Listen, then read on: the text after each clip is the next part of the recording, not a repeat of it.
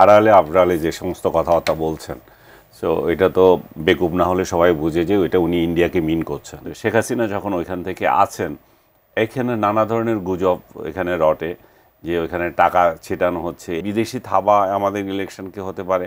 আমি মনে করি যে এগুলো এটা প্রোপাগান্ডাতে জড়ানো। বিএনপির ৪৭ বছরের মূল্যায়ন করতে চাইবেন কিনা আপনার কাছে আমার মূল যে জানার বিষয় সেটি হচ্ছে যে বিএনপি জামাত এবং এনসিপির সাথে বৈঠকের পর প্রধান উপদেষ্টা আরও ৭টি দলের সাথে বৈঠক করেছে চলমান রাজনৈতিক পরিস্থিতি এবং নির্বাচন নিয়ে। সেখানে তিনি একটি বিষয় উল্লেখ করেছেন যে নির্বাচনে অন্য দেশের থাবা মারার কোনো সুযোগ যেন না থাকে, সেজন্য সকলের সহযোগিতা চেয়েছেন। বর্তমান প্রেক্ষাপটে অন্য দেশের থাবা মারার সুযোগ আছে কিনা বা কারা থাবা মারতে পারে সেটি নিয়ে যদি একটু জানতে চাই। হ্যাঁ, নির্বাচন নিয়ে প্রধান উপদেষ্টার যে আড়ালে আবড়ালে যে সমস্ত কথাবার্তা বলছেন, সো এটা তো বেকুব না হলে সবাই বুঝে যে ওইটা উনি ইন্ডিয়াকে মিন করছেন। যে বিদেশে থাবা মারা হচ্ছে, বাংলাদেশের রাজনীতিতে এখন দুইটা দেশেরই প্রভাব চলছে বড় জোর, মানে দুই প্রতিবেশীরই।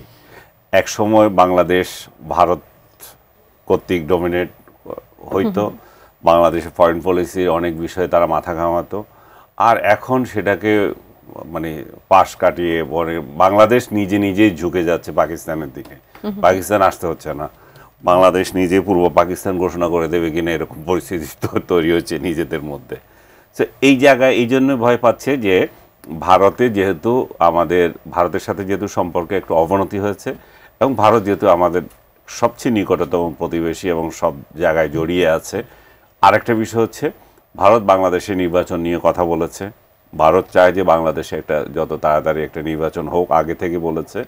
এবং ভারতে রয়ে গেছেন আমাদের এখানকার সাবেক প্রধানমন্ত্রী শেখ হাসিনা।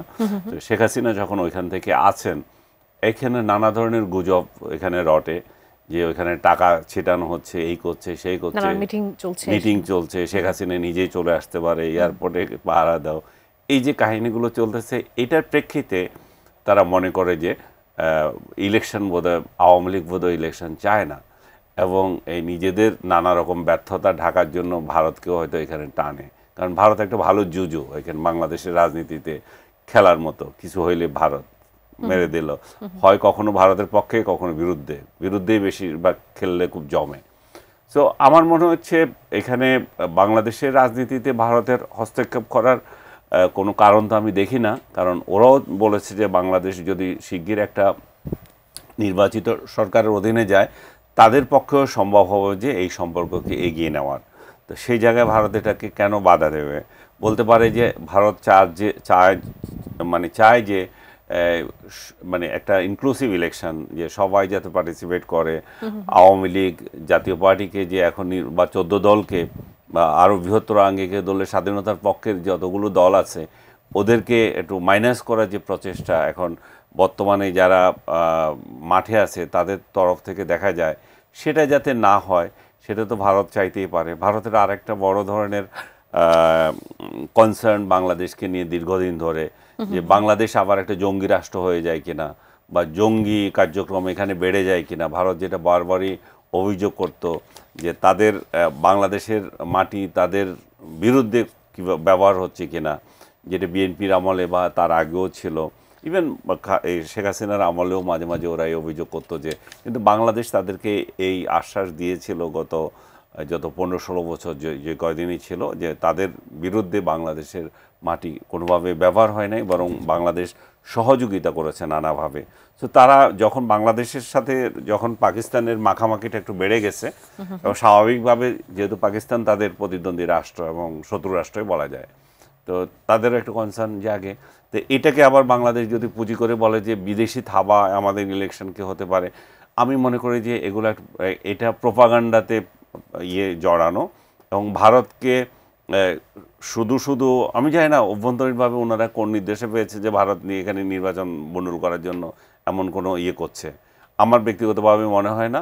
এবং আওয়ামী লীগের লোকজন যেগুলোকে দেখি বা এখানকার রাজনৈতিক পরিবেশ আমি যা দেখছি, সবাই এখন মানে মানে একটা বড় আশা নিয়ে আছে যে ফেব্রুয়ারিতে যে কোনো মূল্যে বাংলাদেশে একটা ইলেকশন হয়ে যাক, এবং সবাই সরকারকে এই ব্যাপারে সহযোগিতা করতে চায়।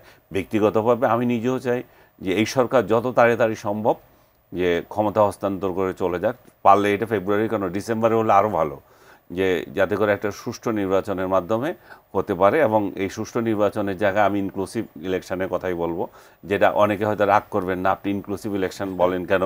আমি আমার জন্য বলবো যে আমি যাতে দায়মুক্ত থাকতে পারি।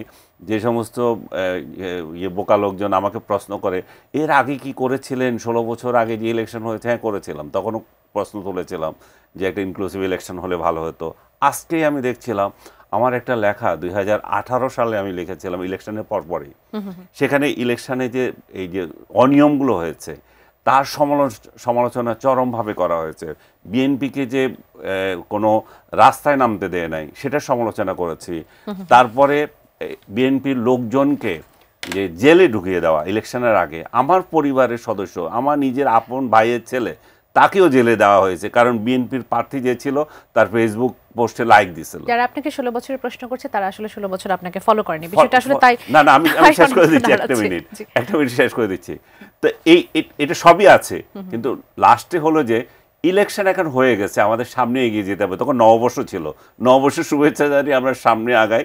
এখন যে পরিস্থিতিতে ইলেকশনটা হলো, 18 সালের কথা বলতেছি, শেখ হাসিনা প্রমাণ করছে যে সেই লিডার, কারণ এখানে লিডারের অনুপস্থিত ছিল। বিএনপি তাদের লিডার কে হবে, প্রধানমন্ত্রী কে হবে প্রজেক্ট করেনি, যেটা এখন বলতেছে। মির্জা ফখরুল সাহেব বললেন যে আমরা যদি নির্বাচনে যাই তাহলে আমাদের প্রধানমন্ত্রী হবেন তারেক রহমান। ওই সময়ের ইলেকশনটা বিএনপি এমন একটা পরিস্থিতিতে এসেছিল যে তারা নেতা মেনেছিল ডক্টর কামালকে। ডক্টর কামাল নিজে ইলেকশন করছেন না এবং নিজেও বলেন না যে আমি কিছু একটা হব। তো এরকম পরিস্থিতিতে শেখ হাসিনা কিন্তু ভালোই একটা রাতের ভোটও খুব ভালো করে করেছেন, আবার নিজের প্রমাণও দিয়েছেন যে এই নেতৃত্ব প্রক্রিয়া উনি যোগ্য। এইটা বললাম কেন, শেখ হাসিনাকে এই ক্রেডিট কেন দেওয়া হলো, এই জন্য। সো কিছু কিছু লোক আছে এগুলো সমালোচনা করার জন্য, কিন্তু আমরা এই যে কালের স্রোতে যাতে আরেকটা প্রজন্ম 16 বছর পরে এসে যাতে প্রশ্ন না করে যে কিছু বলেন নাই কেন, এরকম একটা একদলীয় ইলেকশন হলো। সব প্রশ্ন আপনি করছেন। জি।